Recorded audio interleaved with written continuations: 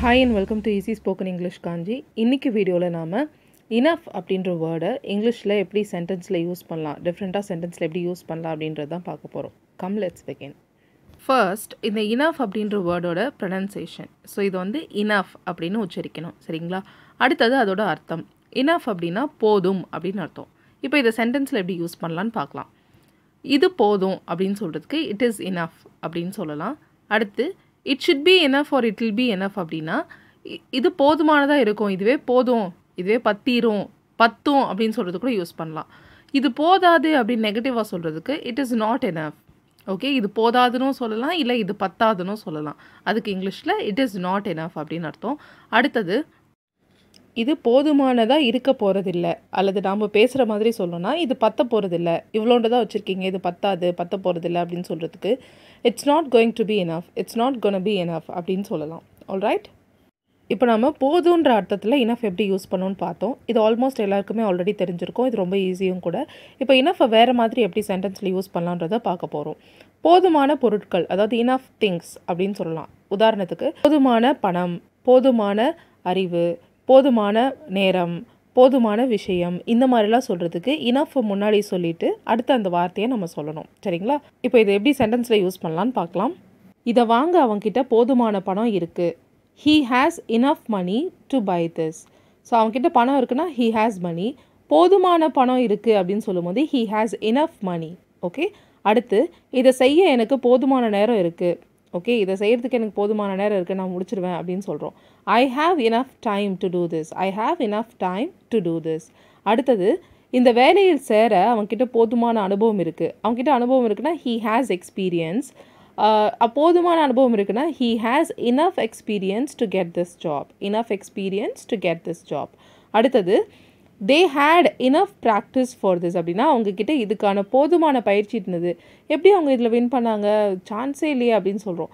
அவங்கக்கிட்ட போதுமான பயிற்சி இருந்தது, அதனால தான் அவங்க வின் பண்ணாங்க அப்படின்னு சொல்லும்போது they had enough practice for this. இப்போது ஒரு விஷயம் போதுமான அளவுக்கு இருக்குது அப்படின்னு சொல்கிறதுக்கு அந்த வேர்டை முன்னாடி போட்டு இனஃபை பின்னாடி சொல்லணும். அதை தான் இந்த சென்டென்சஸில் பார்க்க போகிறோம். இப்போ அடுத்து வர எக்ஸாம்பிள்ஸில் நம்ம பார்க்க போகிறோம். எப்படி இருக்க போகுதுன்னா, போதுமான அளவு, பிக் இனஃப், இல்லை டால் இனஃப், இல்லை குட் இனஃப். ஓகே, நம்ம எல்லாரும் தங்குற அளவுக்கு இந்த வீடு பெருசாக இருக்குது. எந்த அளவுக்கு? நம்ம எல்லாரும் தங்குற அளவுக்கு, கரெக்டாக? அப்போது this house is big enough for all of us to stay. This house is big enough, போதுமான அளவு பெருசாக இருக்குது அப்படின்னு அர்த்தம். This house is big enough அப்படின்னு மட்டும் சொன்னீங்கன்னா இந்த ஹவுஸு, இந்த வீடு போதுமான அளவுக்கு பெருசாக இருக்குன்னு அர்த்தம்.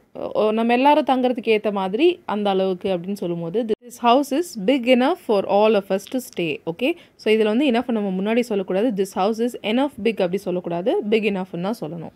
அடுத்தது பாஸை கேள்வி கேட்கக்கூடிய அளவுக்கு அவள் தைரியமாக இல்லை. அவள் தைரியமாக இல்லைனா ஷீ இஸ் நாட் போல்டு. எந்த அளவுக்கு தைரியமாக இல்லை? She is not bold enough to question her boss. She isn't bold enough to question her boss. இதுவே இந்த சென்டென்ஸ் வேறு மாதிரி இருக்குன்னு வச்சுக்கோங்க. பாஸை கேள்வி கேட்கக்கூடிய அளவுக்கு அவள் தைரியமானவ அப்படின்னு சொல்கிறோம். She is bold enough, is நாட்டுக்கு பதிலாக ஷீ இஸ் போல்ட் இனஃப்னு சொல்கிறோம். அவள் எந்த அளவுக்கு தைரியமானவனா, பாஸையே கேள்வி கேட்கக்கூடிய அளவுக்கு அவள் தைரியமானவ. She is bold enough to question her boss அப்படின்னு சொல்லலாம். ஸோ இப்போ உங்களுக்கு புரிஞ்சிருக்கும்னு நினைக்கிறேன். அடுத்த எக்ஸாம்பிள், அவன் ப்ரமோஷன் கிடைக்கிற அளவுக்கு கடினமாக உழைக்கலை. He didn't work hard enough to get the promotion. ஏன்ப்பா அவனுக்கு ப்ரொமோஷன் கிடைக்கல? அவன் ப்ரொமோஷன் கிடைக்கிற அளவுக்கு வேலை செய்யலை, அதனால் அவனுக்கு கிடைக்கல. ரைட், இப்படி சொல்லுவோம் இல்லையா நம்ம? ஸோ அதை வந்து நீங்கள் இனஃப் யூஸ் பண்ணி தான் சொல்லணும். எப்படி சொல்லணும்? He didn't work hard enough to get the promotion.